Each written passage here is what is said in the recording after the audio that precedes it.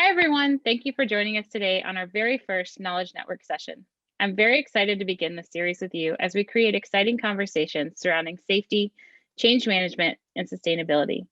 We have a fun lineup ahead of us for 2021 that I believe you will all love.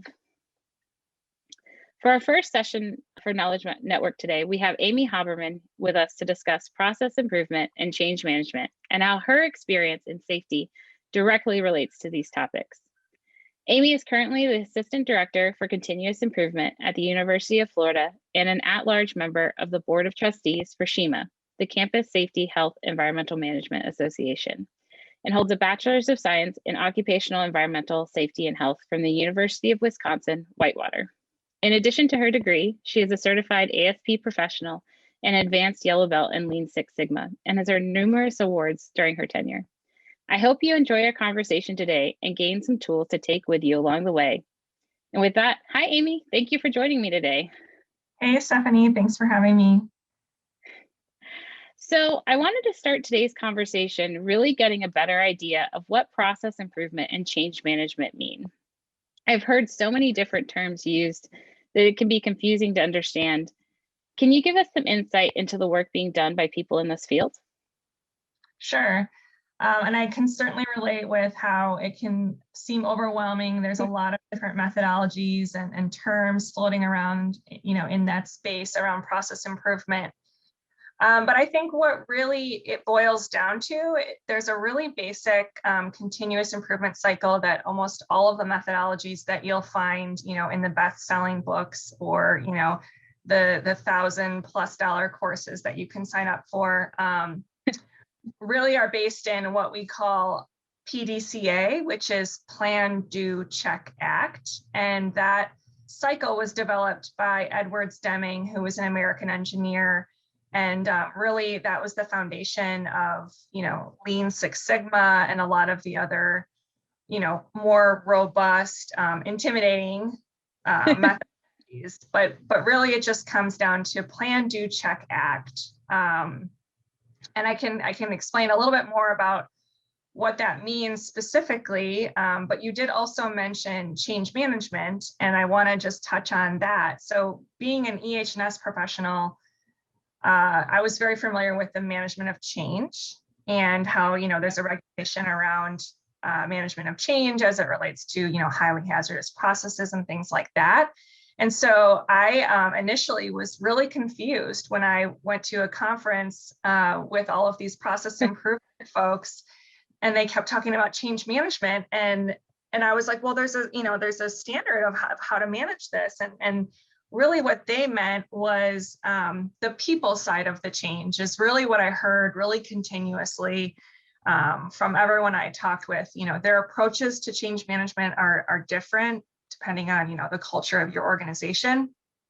But really what change management is about is engaging, the stakeholders and the people that are responsible for the processes that you're trying to improve. And really, it's a really key aspect of process improvement that needs to be embedded, because you're not going to have any success if you don't engage your stakeholders in the change. Okay. Yeah, and that makes sense, seeing that it's just change management is just a piece of this larger process improvement puzzle. So I guess, could you give us a little bit more insight into that Plan, Do, Act cycle? Yeah. Yeah, so Plan, Do, Check, Act is really the, like I said, kind of the foundation for a lot of the more complicated methodologies. You'll see, like in Lean, for example, or Six Sigma, the plan part of that cycle is actually like 7 steps. So they really expand on each of these. But, if you were to kind of categorize, you're going to look at the 4 major steps of a process improvement project. So planning for the change is exactly how it sounds. You've identified that something needs to be improved, and you're going to start planning for it. And that's where you're going to define the scope of the project, get your stakeholders involved, talk about what's working, what's not, what would an ideal process look like.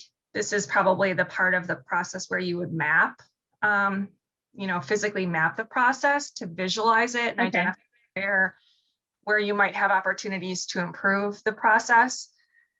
And so, there's, it's basically, I think, there's infinite possibilities of like how you want to plan for change, right? It's actually probably dependent upon your own personal working style and quirks and things like that.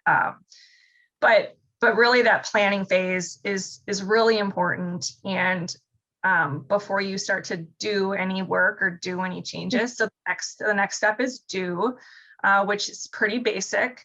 But the difference in do and act, which is the last step, do is like really incremental, and it's almost like a little experiment.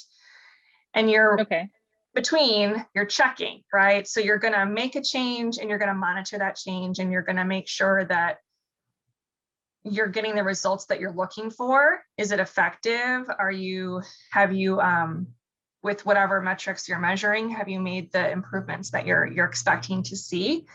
So it's one of those examples of like, piloting something new. You don't want to roll it out to your entire organization at once, because you haven't had an opportunity to get feedback and identify if there's maybe a better way you should make that change. So that do is kind of like, I consider that like little mini experiments where you're going to get, continual feedback and identify what's working and what's not. And what do you really want to act to make standard is the last step.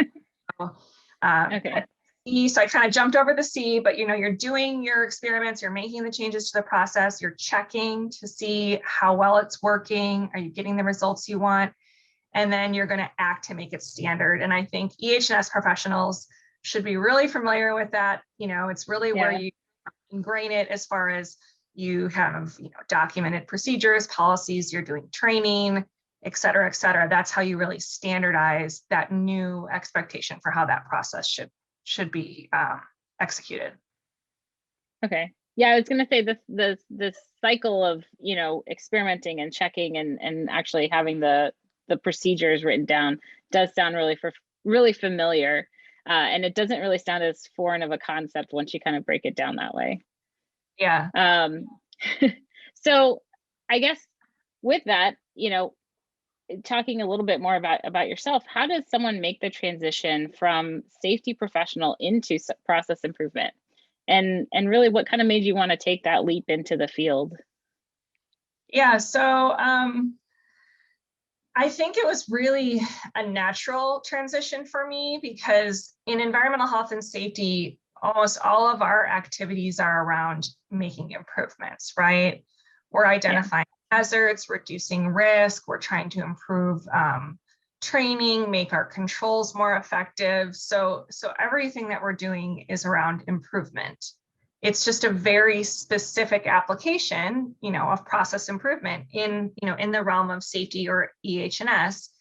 I had, throughout my career, also been engaged in a lot of other projects, with my colleagues, as far as like IT and facilities, and I had a lot of exposure to operations and things like that. And so I was able to influence kind of operational changes from that perspective that I took with safety. I was able to kind of share that with my colleagues, and I saw where there was an opportunity for me to make impactful change at UF and use my skills in the way that I have specifically in safety to other core administrative areas. When I saw the position posting, for me it was really exciting to be able to take a shot at something different and like I said, really make a broad impact and also learn a lot. Like, I was really excited to be able to learn more about the operations and administration of the university and see things that I wasn't seeing from my EH&S perspective specifically. So okay. Yeah. So within that, have you seen anything in this transition from safety to process improvement that you wish that that people could learn along the way? So what tools or methods did you have in safety and process improvement that you really think kind of meshed together and create a bigger picture outlook? So I actually kind of connected those dots for myself. After I got in this position, I did several, formal trainings. I've done Lean Six Sigma Yellow Belt, Green Belt. I've also received some business process improvement training from some consultants that we partnered with at UF. And what I was seeing really consistently aligned with kind of our in EH&S, what we call the hierarchy of controls. And the way that we apply that hierarchy of controls to control the risks associated with different hazards really could be applied to, a process, and it would lead to essentially a process improvement. And so I've been asked this question, a lot of times, people are always like, wow, that's a really big change from safety to process improvement. And I'm like, yeah, no, not really. It's pretty much the same, skills and knowledge that we use with the hierarchy of controls, and you just apply it to process improvement. So I actually developed an infographic that if you want to share that, it helps kind of visualize what I mean when I say you can use the hierarchy of controls to make a process improvement. So I think I would assume most of your listeners are EH&S professionals, and so they should be intimately familiar with our hierarchy of controls. And what I did is I basically broke it down into kind of a stepwise process. If you were looking at, like let's say an administrative process, or even it could be like a physical process, how you would improve it. Just like with the hierarchy of controls, you're going to want to try to eliminate as much as you can, right? When we're talking about efficiency or reducing the opportunity for failure, which happens in processes all the time, where you have rework or you have folks that don't do the process correctly. If you can eliminate it, that's going to get you halfway there, right, to having a more efficient work environment. Substituting is another really easy kind of step when you're looking at a process. It's like, well, why are we handing this off, right? Could another individual do this activity? Could another department do this? It seems silly that we're passing things back and forth, when in reality we could substitute who's doing this work and it would be more efficient. That makes sense.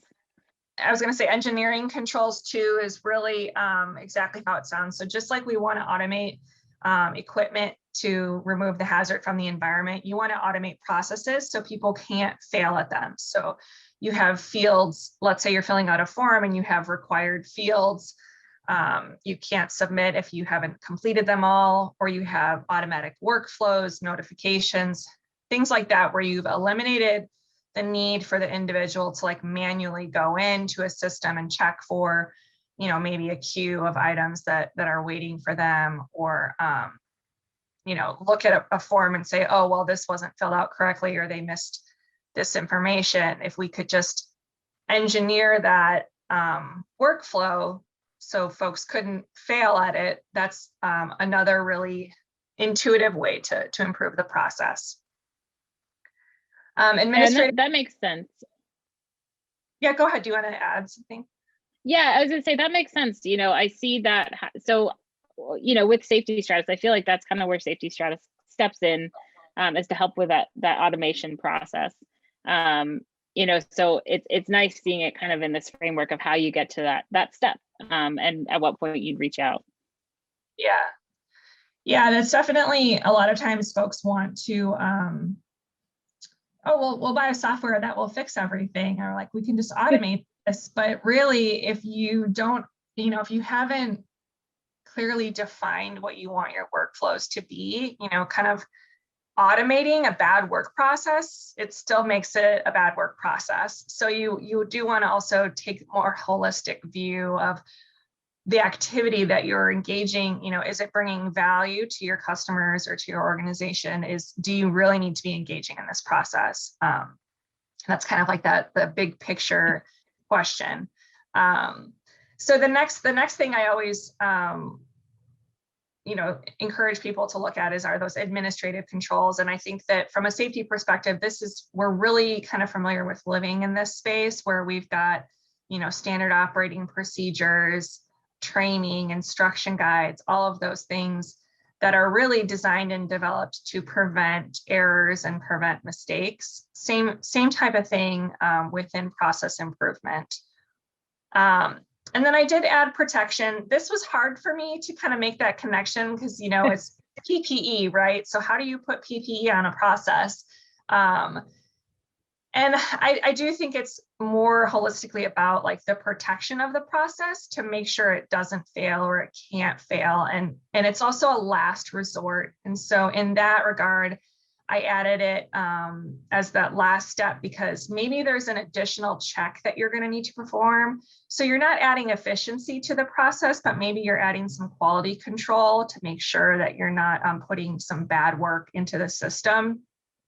And again, really, it should be kind of that last resort to just make sure that you're not going to end up with rework or, an issue with having to go back and fix mistakes.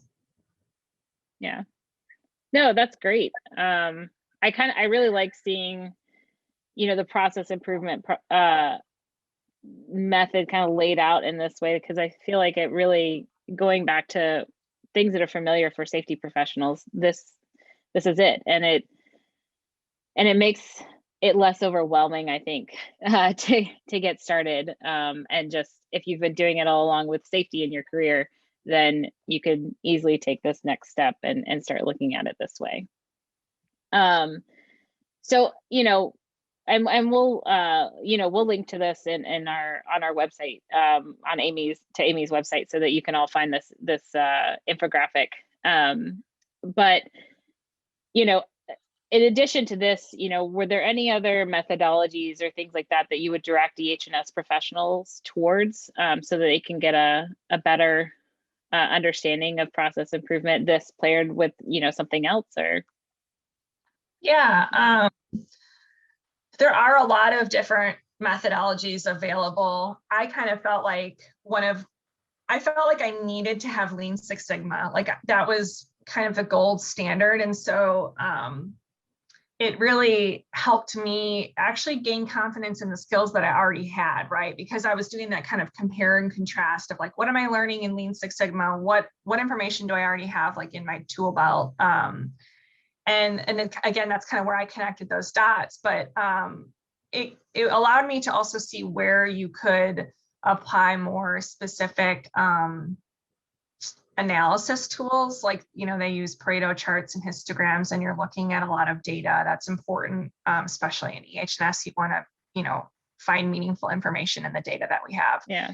So Lean Six Sigma was something that I felt like was beneficial to add to my knowledge set, but I don't necessarily prescriptively follow the process like for every project, because you have to be flexible. Every organization is different. And even within my organization, I find that certain departments respond differently to different techniques, where Lean Six Sigma can be very, numbers based, and you have a lot of data about lead time and process time and complete accurate rate. And when I'm working with, our accountants or a finance group, they're all about that. They love the numbers and the data, but like maybe in our human resources group or some other areas that are not as data driven in that way, they need a different approach because they measure their meaning in their work differently. So you have to be flexible. And I would say just, do your research and kind of dig in and find what method feels right to you. Like, where would you be most successful if you adopted a certain methodology? And, and then again, kind of keep in the back of your mind that might not always be the right tool for your audience. So just being flexible and then, of course, once you've kind of committed to a methodology, make sure you see it through, follow all the steps from start to finish. And I think one of the most important pieces is measuring, right? You want to have that baseline data about the process that you're trying to improve. What changes are you going to make? And then be able to measure the improvement at the end is really where you're going to make the argument, right? You're going to be able to show your return on investment, because a lot of time goes into these process improvement projects and a lot of people. So if you're doing, the change management piece correctly, you're going to be engaging a lot of stakeholders for a lot of hours, and it's a good investment to ensure, the success of the change, or, the adoption. If you have stakeholder buy-in and they're able to have their voice heard in any change initiatives. But like I said, it is a big investment for an organization. And so you want to be able to show your the metrics of how you improve the process.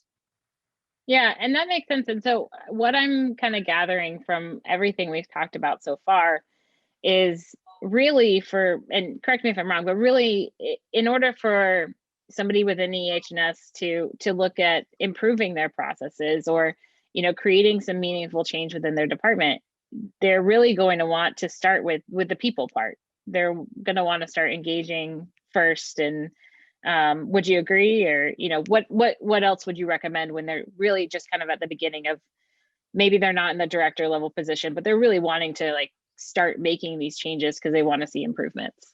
Yeah. I think that's a great starting point, and I would definitely suggest you engage people. I think that can be a blind spot for EH&S folks, honestly. It's like we have this, code of federal regulations that tells us what we're supposed to do, and that becomes a crutch. And we're not, we might be the expert in the room when it comes to those codes and regulations, but we're not the expert in the room when it comes to the experience folks are having when they engage with our unit or engage in our processes. And so we have to respect that feedback just as much as we respect the, letter of the law. And so I encourage everyone to kind of start with, when you're trying to find opportunities to make improvement, I would definitely go to your stakeholders, your customers, and get their feedback and find out, where do they have, we call them pain points, right? Where are the pain points when you're engaging in our processes? And that's going to be really where you want to start to hone in and take a look at things more closely. From an EHS perspective too, you can also look where you're having non-compliance, basic like inspection things where you're finding repeat deficiencies.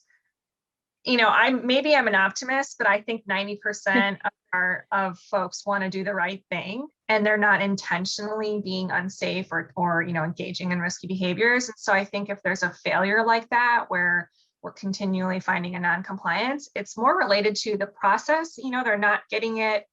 Either it's a training issue, or it's an actual, the process is difficult to engage with, and they have difficulty. So rather than blame the person, let's fix the process, right? And so those are the kind of two areas I would definitely, start with, feedback from your customers, and then also look at the data you have from inspections or other areas where you're finding repeat issues that need to be improved.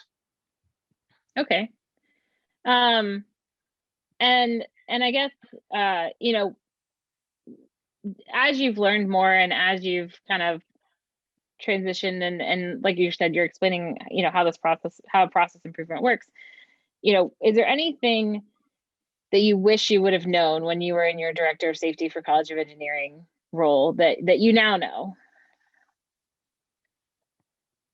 I think I would have appreciated having more formal knowledge on the change management concepts and principles. I definitely spent a lot of time in my career learning a lot about how do you influence culture, and how do you, foster a positive safety culture. And there are a lot of those concepts embedded in that approach, right? Or in that, with that goal in mind, of an improved safety culture, you're going to be leaning on a lot of those change management principles, where you're doing, employee engagement activities, and you're trying to empower folks with tools and resources to take responsibility and ownership for their safety. It becomes the same type of thing in process improvement, right? We want to empower them to improve the process on their own and take ownership and identify ways to make their work more enjoyable, more efficient, et cetera, et cetera. So there is a lot of overlap, but there is definitely a lot of formal approaches and, training and things around that whole change management piece that I think can be really, really valuable. Okay, great. Thank you very much for all of this information. I do have one last question for you. And this is, maybe a sidestep from what we were doing before, but because of your experience in safety, can you share with us one of your favorite funny safety stories? Ooh, that's a that's a good one. So I have several funny safety stories, but I think the one everyone gets a good laugh out of, right, is the safety person who was kind of caught in an unsafe situation. So I wasn't in safety yet. I was still very young. I was only 18. But I was working at Kraft Foods, Oscar Mayer, and I worked in the maintenance department. And I did a lot of, hard labor, right? Like I broke concrete and drove a forklift and did all kinds of crazy stuff in the maintenance department. But it was a great learning experience. But anyway, I crashed my forklift. I was going in and out of a warehouse.